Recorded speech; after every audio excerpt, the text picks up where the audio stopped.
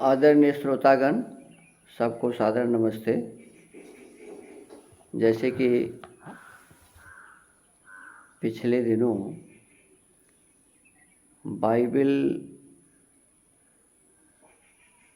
के संबंध में हम चर्चा किए थे कि बाइबल के माध्यम से हमारे कुछ हिंदू भाइयों को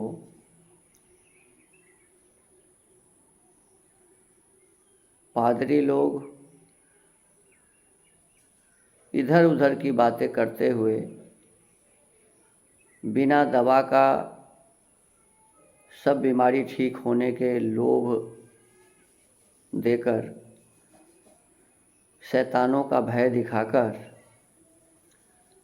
उसे ईसाई बनाने का षड्यंत्र करते हैं। मेरे सामने ये बाइबल है, ये देखिए। और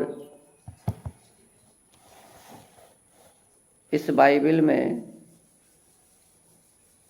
जिसे परमपिता परमेश्वर कहा जाता है, उनके बारे में बताया हुआ है। बाइबल यहाँ से शुरू है कि आरंभ में परमेश्वर ने आकाश और पृथ्वी को रचा। बस दो पदार्थ को उन्होंने रचा, आकाश को और पृथ्वी को। और लिखा हुआ है कि पृथ्वी आकार रहित, माने कोई आकार नहीं था उसमें। आकार रहित का मतलब होता है जिसमें कोई आकार ना हो, और सुनसान थी, माने पृथ्वी पर कोई नहीं था, बिल्कुल सुनसान था। लेकिन बिना आकार के फिर पृथ्वी बनेगा कैसे? अरे कोई न कोई आकार तो रहा ही होगा, लंबा चौड़ा मोटा खुरदुरा, कहीं गड्ढा कहीं ऊंचा, लेकिन आकार तो रहा ही होगा। बिना आकार का पृथ्वी कैसे रच दिया? तो कहते हैं कि पृथ्वी को तो रचा, आकाश को तो रचा, लेकिन पृथ्वी आकार रहित था, माने उसमें कोई भी आकार था ही नहीं। और फिर लिखा है कि सुनसान था, उस पर कोई नहीं था। तो संसार में जब कोई था ही नहीं तो फिर कौन रहेगा? तो ये बात तो ठीक है कि सुनसान था। फिर कहता है कि महासागर के ऊपर अंधकार था। पहले महासागर तो बनाया ही नहीं, तो महासागर के ऊपर में अंधकार था, क्योंकि प्रकाश करने वाले कोई चीज़ थे ही नहीं। अब कहते हैं कि महासागर के ऊपर तो अंधकार था, उसमें जल की सतह पर परमेश्वर का आत्मा मंडराता था। मंडरा रहा था माने डोल रहा था, घूम रहा था इधर उधर। जल तो परमात्मा ने बनाया ही नहीं, वो तो केवल आकाश और पृथ्वी बनाया, जल तो था ही नहीं। लेकिन बिना बनाए ही इस बाइबल के ईश्वर कहते हैं कि जल के ऊपर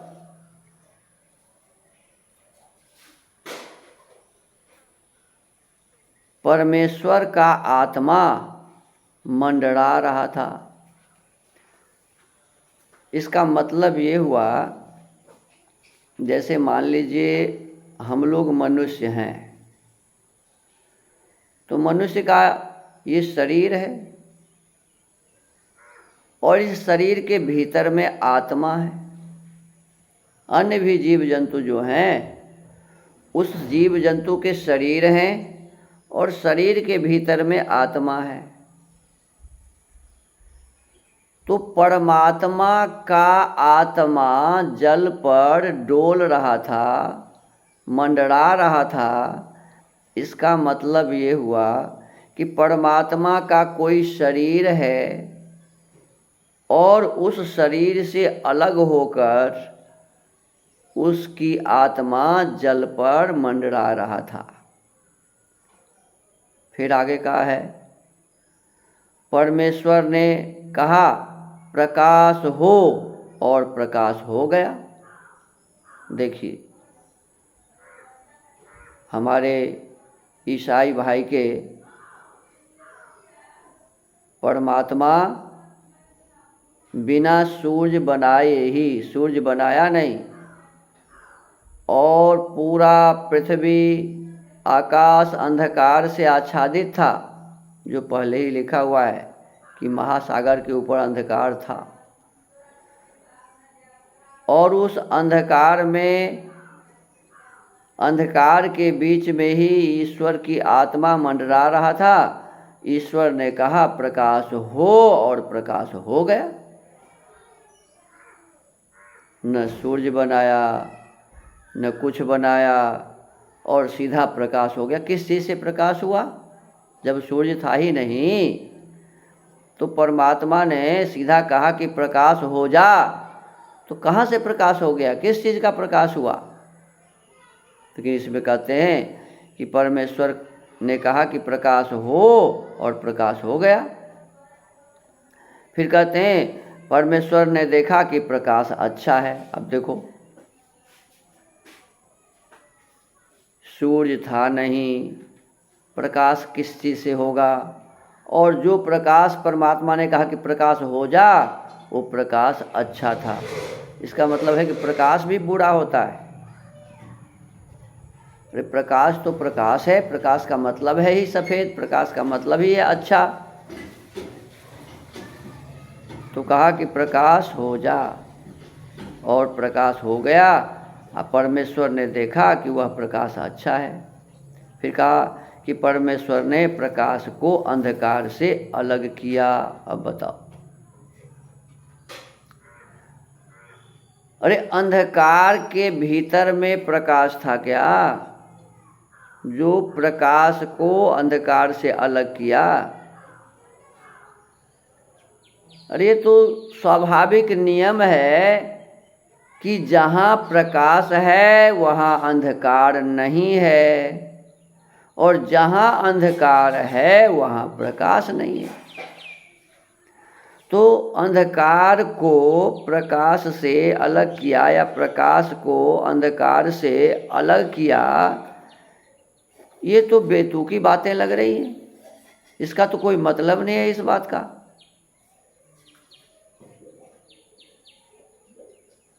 कोई मिला जुला था क्या प्रकाश और अंधकार? प्रकाश और अंधकार एक में मिल के रह सकता है क्या?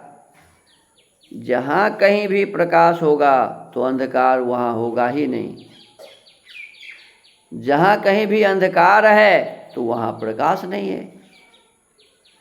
तो प्रकाश से अंधकार को अलग किया, इसका क्या मतलब? ये तो अंड बंड बातें हुई, बिना सिर पैर की बातें हुई कि प्रकाश से अंधकार को, अंधकार से प्रकाश को अलग किया। ये तो अंड बंड बातें हैं। ये परमात्मा की बात कहाँ है? परमात्मा इतना भी नहीं समझदार है कि उसे ये पता चले कि अंधकार के भीतर प्रकाश होता ही नहीं, और प्रकाश के भीतर अंधकार होता ही नहीं, तो फिर उसे अलग कैसे करेगा? तो इस प्रकार से ये बिना सिर पैर की बातें हैं कि परमेश्वर ने प्रकाश को अंधकार से अलग किया। फिर आगे कहा परमेश्वर ने प्रकाश को दिन तथा अंधकार को रात नाम दिया। अब देखिए, प्रकाश को केवल दिन कहा जाए तो जिस समय रात, हम लोग रात होती है और बिजली जलती रहती है, तो बिजली का प्रकाश भी तो प्रकाश ही है। तो इसका मतलब है कि वो रात दिन हो गया। चंद्रमा का प्रकाश रात में होता है, तो चंद्रमा का जब प्रकाश होता है पूर्णिमा के चांदनी के दिन, दूर दूर के पदार्थ दिखते हैं प्रकाश में। तो उसका क्या मतलब इसका कि रात में जो चंद्रमा की प्रकाश है, तो इसका मतलब है वो रात दिन हो गया। ये बिना सिर पैर की बातें हैं। ये परमेश्वर की बात हो ही नहीं सकती। परमेश्वर को इतना भी पता नहीं है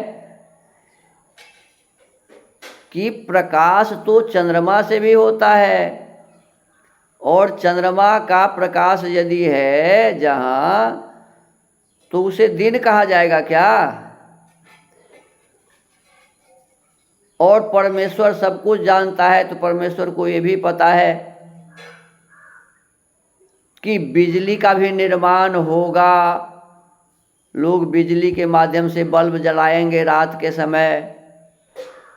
तो रात के समय जहाँ बिजली जलती रहती है, कई कई ऐसे स्थान हैं जहाँ बिजली जलाकर उस स्थान को दिन जैसा बना दिया जाता है, लेकिन उसे दिन थोड़े कहेंगे। कितना भी कृत्रिम प्रकाश हो रात में, लेकिन उस प्रकाश के कारण रात को दिन नहीं कहा जा सकता। तो ये बातें समझ से परे है कि परमात्मा ने प्रकाश का नाम दिन रखा और अंधकार का नाम रात रखा। और बाइबिल का, ईसाइयों का सृष्टि का पहला दिन यहीं समाप्त होता है। ये पहला दिन हो गया। बताइए, दिन और रात सूर्य से होता है ना, लेकिन सूर्य तो परमात्मा ने बनाया ही नहीं। इस बाइबिल में आगे हम बढ़ेंगे तो लिखा है कि चौथे दिन परमात्मा ने, देखिए इसमें साफ साफ लिखा है, पृथ्वी पर प्रकाश करने के लिए आकाश के मेहराब में ज्योति पिंड हो। परमात्मा ने कहा कि पृथ्वी पर प्रकाश करने के लिए, इसका मतलब इससे प्रकाश करने वाला चीज नहीं था। पृथ्वी पर प्रकाश करने के लिए आकाश के मेहराब में ज्योति पिंड हो, माने ज्योति देने वाला पदार्थ आकाश में हो। परमात्मा ने कहा, और सूर्य आकाश में स्थापित हो गया। तो ये लिखा हुआ है कि इस प्रकार चौथा दिन बीत गया। चौथे दिन में ये होता है। तो पहला दिन, दूसरा दिन, तीसरा दिन जो इसमें लिखा हुआ है, वो कैसे होगा? सूर्य तो बना ही नहीं था, तो दिन और रात की कल्पना कैसे की जाएगी? सूर्य के कारण ही दिन और रात होती है। पृथ्वी के जिस भूभाग पर सूर्य की रोशनी पड़ती है, उस भूभाग को दिन कहा जाता है, और सूर्य की रोशनी जिस भूभाग पर नहीं पड़ती है, उस भूभाग को रात कहा जाता है। दिन रात तो पृथ्वी के दैनिक गति से होता है। पृथ्वी घूमती है, जो भाग सूर्य के सामने होता है वहाँ दिन, और जो भाग सूर्य के सामने नहीं है वहाँ रात। लेकिन इस बाइबिल में बिना सूर्य के बनाए ही दिन हो गया। पहला दिन, दूसरा दिन, तीसरा दिन, सूर्य तो चौथे दिन बना। तो इस प्रकार से हमें इस विषय वस्तु को समझना चाहिए। कहते हैं कि अंधकार को रात नाम दिया, और परमेश्वर ने प्रकाश को दिन रात दिया। फिर कहते हैं संध्या हुई, फिर सवेरा हुआ, न सूर्य बनाया, संध्या भी हो गई, सवेरा भी हो गया। तो इस प्रकार पहला दिन बीत गया। ये परमेश्वर का पहला दिन था। अब दिन कैसे हुआ, ये तो हमारे ईसाई मिशनरी वाले लोग ही जवाब देंगे। ये परमेश्वर कैसे हैं, जिस परमेश्वर को ये पता नहीं है कि दिन होने का क्या कारण है, रात होने का क्या कारण है। ये कुछ पता ही नहीं है हमारे इस परमेश्वर को। बाइबल के परमेश्वर को। अब कहते हैं कि परमेश्वर ने कहा जल के मध्य मेहराब हो।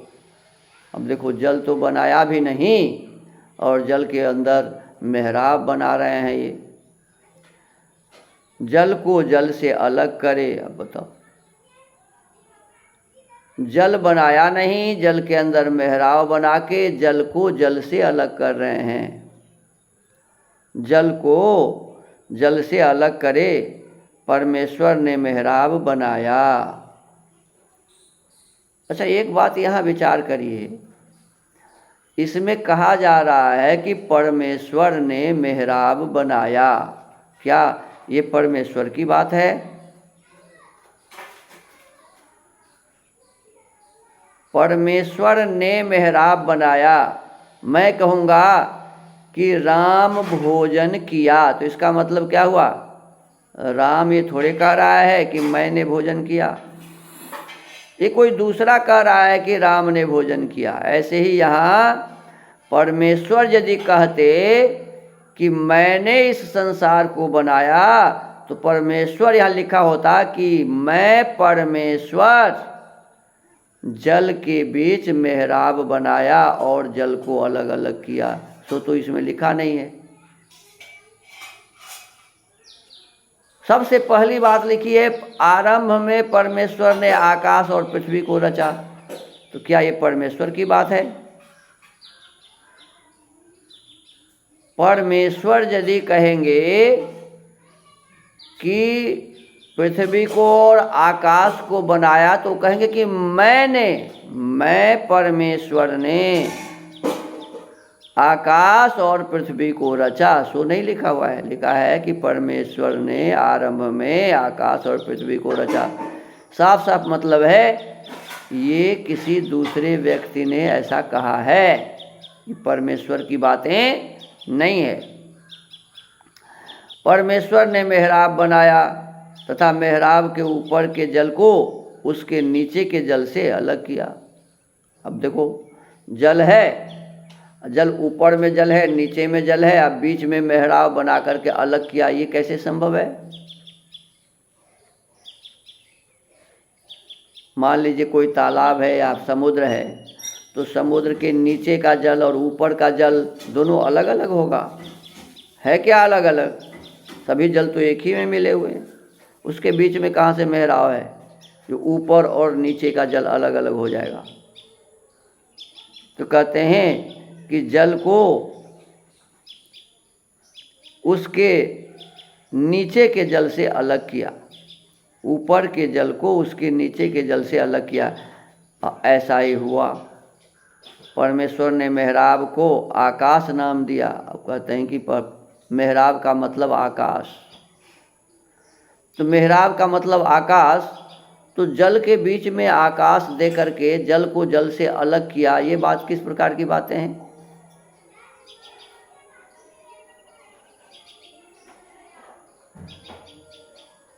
तो मेहराब का मतलब आकाश नाम दिया। फिर कहते हैं कि संध्या हुई, सवेरा हुआ, इस प्रकार दूसरा दिन बीत गया। पहले दिन में तो परमेश्वर ने कहा कि प्रकाश हो जा, पृथ्वी और आकाश बना के प्रकाश हो गया और अंधकार से प्रकाश को अलग किया। प्रकाश का नाम दिन हुआ और अंधकार का नाम रात हुआ।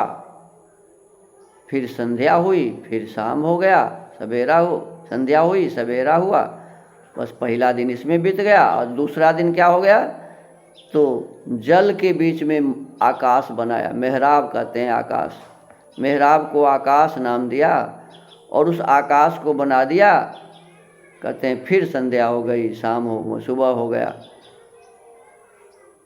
सूर्य था ही नहीं, संध्या और सुबह का मतलब ही नहीं था, लेकिन दूसरा दिन बीत गया। अब तीसरा दिन में क्या करते हैं? परमेश्वर ने कहा आकाश के नीचे का जल एक स्थान में एकत्र हो। अब आकाश में जल भरा हुआ था, उस सब जल एक जगह एकत्रित हो। तीसरे दिन उन्होंने कहा, पहले दिन भी नहीं कहा, दूसरे दिन नहीं कहा, तीसरे दिन कहा कि आकाश में जितने जल हैं वह एक जगह एकत्रित हो और सूखी भूमि दिखाई दे। माने जितने भी जगह था वो जल से भरा हुआ था, तो कहा कि वो सब अपने मन से एक जगह एकत्रित हो जाओ। और सब जल जड़ पदार्थ है। जल भी सुनता है किसी का बात क्या, पृथ्वी भी सुनती है किसी का बात, प्रकाश भी किसी का बात सुनता है क्या? अरे ये सब तो जड़ पदार्थ है। तो इन्होंने कहा कि प्रकाश हो जाओ, तो प्रकाश ने बात सुन लिया। इन्होंने कहा मेहराब बन जाओ, तो मेहराब ने बात सुन लिया। इन्होंने कहा कि जितने जल है वह सब एक जगह एकत्रित हो जाओ, तो जल सुन रहा था, वो सब एक जगह एकत्रित हो गया और पृथ्वी दिखने लगी। सूखी भूमि को पृथ्वी तथा एकत्रित जल को समुद्र नाम दिया। अब जो ऊपर जो भी भूमि थी जो दिख रही थी वो हो गया पृथ्वी, और जो पानी जहाँ जमा हो गया उस जगह का नाम हो गया समुद्र। तो इस प्रकार से पृथ्वी और समुद्र बना दिया। परमेश्वर ने देखा कि वे अच्छे हैं। माने इससे पहले परमेश्वर को पता नहीं था कि ये अच्छा है या बुरा है। जब उन्होंने आकाश बनाया, पृथ्वी बनाई, तो उन्हें पता नहीं था कि ये अच्छा है या बुरा है। इसका मतलब वह सब कुछ जानने वाला परमेश्वर नहीं है। परमेश्वर का तो मतलब होता है सर्वज्ञ, जिससे कोई भी चीज़ छिपा नहीं है, उसका नाम परमेश्वर है। सब कुछ जानने वाला, सबके मन के वृत्तियों को भी जो जानता है, उसका नाम परमेश्वर है। लेकिन इसमें लिखा है कि पहले परमेश्वर को पता नहीं था कि समुद्र अच्छा है या पृथ्वी अच्छी है। अब पता चला कि समुद्र अच्छा और पृथ्वी अच्छा है। तब परमेश्वर ने भूमि को आज्ञा दी कि वह वनस्पति, बीजधारी और पौधे और फलदायक वृक्ष जिनके फलों में बीज हो उनकी जाति के अनुसार उगाए। अब पृथ्वी जड़ पदार्थ है, वो कुछ सुनने वाला है क्या? जो पृथ्वी को आदेश देगा कि तुम इसमें से फल वाला वृक्ष उगाओ, अनेक प्रकार का वृक्ष उगाओ।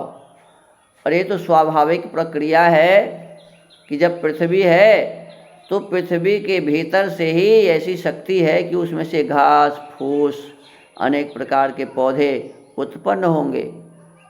परमात्मा ने सारे पृथ्वी के भीतर बीज डाल रखे हैं, और जिस प्रकार का बीज डला हुआ है उस प्रकार के वृक्ष होंगे। परंतु इसमें कहते हैं कि पृथ्वी को आदेश दिया, भूमि ने वनस्पति जाति जाति के बीजधारी पौधे, फलदायक वृक्ष जिनके फलों में बीज थे उनकी जाति के अनुसार उगा दिए। परमेश्वर ने देखा कि वे अच्छे हैं। देखो, जब उग जाता था तब परमेश्वर को पता होता था कि ये अच्छे हैं या बुरे हैं। फिर संध्या हो गई, फिर सवेरा हो गया। इस प्रकार से तीसरा दिन बीत गया। अब ये 3 दिन में इतने पदार्थ बन गए। अब है कि परमेश्वर ने कहा कि दिन को रात से अलग करने के लिए आकाश के मेहराब में ज्योति पिंड हों। अब देखो, ये चौथे दिन की बात है। इसमें लिखा है कि परमेश्वर ने कहा दिन को रात से अलग करने के लिए आकाश के मेहराब में ज्योति पिंड हो।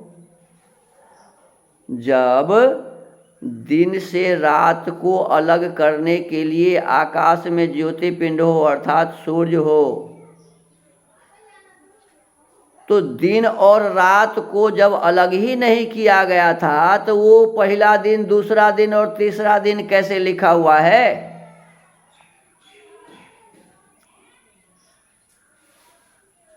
ये साफ साफ स्पष्ट रूप से लिखा हुआ उत्पत्ति अध्याय में ये 14वां है। कहते हैं कि परमेश्वर ने कहा दिन को रात से अलग करने के लिए आकाश के मेहराब में ज्योति पिंड हो। तो आकाश में ज्योति पिंड हो, ये तो चौथे दिन कहा। 3 दिन इधर कैसे गिना? पहला दिन तो वहाँ से शुरू होगा ना। और खुद भी लिखता है कि दिन को रात से अलग करने के लिए। इसका मतलब दिन और रात अलग नहीं थे। तो कैसे ऊपर में लिखा हुआ है कि प्रकाश का नाम दिन दिया, अंधकार का नाम रात दिया? प्रकाश तो था ही नहीं। प्रकाश दिन और रात को अलग करने के लिए ही ये चौथे दिन में लिखा हुआ है कि दिन और रात से अलग, दिन को रात से अलग करने के लिए आकाश के मेहराब में ज्योति पिंड हो। ऐसा जब कहा तब ना अब दिन और रात अलग होगा। तो इससे पहली वाली बात तो बेतु की बात है। वे ऋतु दिन और वर्ष के चिन्ह बने, स्वाभाविक बात है। जब सूर्य होगा तो सूर्य के माध्यम से ही ऋतु परिवर्तन होंगे, दिन होगा, वर्ष की गिनती होगी, ये सब कुछ ये तो सूर्य से ही होता है। पृथ्वी पर प्रकाश करने के लिए आकाश के मेहराब में ज्योति पिंड हो, उन्होंने कहा और ऐसा हो गया। ऐसा ही हुआ। परमेश्वर ने 2 विशाल ज्योति पिंड बनाए।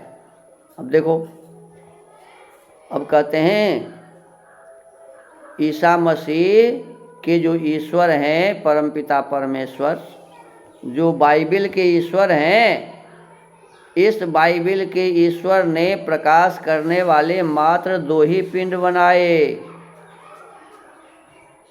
और उसमें से लिखा हुआ है परमेश्वर ने 2 विशाल ज्योति पिंड बनाए, अधिक शक्तिवान ज्योति पिंड को दिन का शासक। जो अधिक ताकत वाला था 2 बनाए, उसमें जो अधिक ताकत वाला था, शक्तिमान था ज्योतिपिंड, उसको दिन पर शासन करने वाला, और कम शक्तिवान ज्योतिपिंड को रात का शासक बनाया। उसमें ये नहीं लिखा कि ईश्वर ने सूर्य बनाया और चंद्रमा बनाया। उन्होंने लिखा कि दिन में जो प्रकाश करने वाले पिंड थे अधिक शक्तिमान, उसको दिन का मालिक बनाया, दिन का शासक बनाया, शासन करने वाला। और जो कम शक्तिमान थे, जिसमें कम प्रकाश था, उसको रात का शासन करने वाला बनाया, ज्योतिपिंड बनाया। उसने तारे भी बनाए। अब देखो, इसमें 2 बातें हैं। इन्होंने लिखा कि परमेश्वर ने 2 विशाल ज्योतिपिंड बनाए, 2 ही विशाल ज्योतिपिंड बनाए। एक का नाम था सूर्य और एक का नाम चंद्रमा। इसमें नहीं लिखा, लेकिन दिन का विशाल पिंड दिन करने वाला वही है, और रात का विशाल पिंड रात को उजाला करने वाला चंद्रमा ही है। तो इस प्रकार से समझा जा सकता है कि रात के शासक चंद्रमा और दिन का शासक सूर्य। अब कहते हैं उसने तारे भी बनाए। तो इसका मतलब क्या हुआ? परमेश्वर ज्योति पिंड तो 2 ही बनाए थे। इसका मतलब है कि तारे जो उन्होंने बनाया, तारे में कोई प्रकाश नहीं था, उसमें कोई ज्योति नहीं थी। लेकिन हम लोग तो देख रहे हैं कि अनेक तारे हैं और वो प्रकाशित हैं। हमारे वैज्ञानिक कहते हैं कि जिस सौर मंडल में हम लोग रह रहे हैं, इस सौर मंडल में जो सूर्य है, इस सूर्य से भी बड़ा बड़ा प्रकाश पुंज सूर्य दूसरे सौर मंडल में है। और 1-2 नहीं, गिनती करते करते करते करते हमारे वैज्ञानिक अपने दूरबीन से थक गए, परंतु ये गिनती नहीं कर पाया कि कितने सौर मंडल हैं और कितने सूर्य हैं। तो दूसरे भी प्रकाश करने वाले पिंड हैं इस सूर्य और इस चंद्रमा के अलावा, परंतु हमारे बाइबिल के जो भगवान हैं, इन बाइबिल के भगवान को ये पता ही नहीं है कि अन्य भी सूर्य है जो प्रकाश दे रहा है, अन्य भी चंद्रमा है जो प्रकाश दे रहा है। ये तो दो ही पिंड बनाए जो प्रकाश करने वाले थे। आगे कहा कि परमेश्वर ने उन्हें आकाश के मेहराब में स्थित किया कि वे पृथ्वी को प्रकाशित करें, दिन और रात पर शासन करें और प्रकाश को अंधकार से अलग करें। परमेश्वर ने देखा कि वे अच्छे हैं। कहते हैं फिर संध्या हुई, फिर सवेरा हुआ, इस प्रकार चौथा दिन बीत गया। अब आपको विचार करना है कि इस बाइबल में जो बातें लिखी हुई है, सबसे पहले तो निश्चित होता है कि ये परमेश्वर का वाक्य नहीं है। परमेश्वर के बारे में कोई दूसरा कुछ कह रहा है, लिख रहा है, एक बात। दूसरी बात, परमेश्वर सब कुछ जानने वाला होता है। परमेश्वर से कोई भी बात छिपी नहीं है, परंतु बाइबल के परमेश्वर को ये पता भी नहीं है कि संसार में दो ही पिंड प्रकाश करने वाले नहीं हैं, अनेक हैं। इस परमेश्वर को ये भी पता नहीं है कि अंधकार और प्रकाश मिलकर रह ही नहीं सकते। ये बाइबल के ईश्वर को इतना भी पता नहीं है। इसमें लिखा है कि परमेश्वर ने प्रकाश और अंधकार को अलग अलग किया। मिला हुआ था तब ना अलग अलग किया, लेकिन प्रकाश और अंधकार तो मिलकर रह ही नहीं सकता। तो ये पता ही नहीं है बाइबल के ईश्वर को। बाइबल के ईश्वर को ये भी पता नहीं है कि सूर्य के कारण ही दिन और सूर्य के कारण ही रात होती है। जिस भाग में सूर्य का प्रकाश पड़ेगा वहाँ दिन, और जिस भाग में सूर्य के प्रकाश को नहीं देखा जाएगा उधर रात। लेकिन ये बात ईश्वर को पता नहीं है, बाइबल के ईश्वर को, परमपिता परमेश्वर को। और इस ईश्वर को ये भी पता नहीं है